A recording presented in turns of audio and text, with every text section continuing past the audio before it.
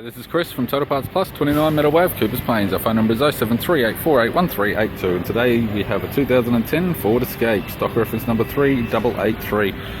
This shape runs from the 4th month 2008 through to the 1st month 2012. It has a 2.3 litre 4-cylinder petrol engine backed by a 4-speed automatic all-wheel drive transmission.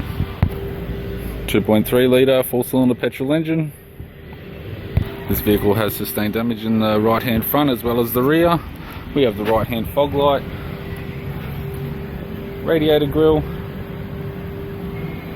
the left hand fog light, left guard has one small dent. This vehicle is fitted with factory 16-inch alloy mags. The left front has a good tyre. We have the left power door mirror, colour coded. Both left hand doors appear to have no damage. Left rear, 16-inch factory alloy mag with a good tyre. Left tail light, left tailgate garnish. High level stop light, right hand tailgate garnish, right hand tail light, right rear 16-inch factory alloy mag with a good tyre, right rear door appears to have no damage, right front door has one small dent, right power door mirror, and a right front 16-inch factory alloy mag with a good tyre. We have the driver's side door trim, power window master switch.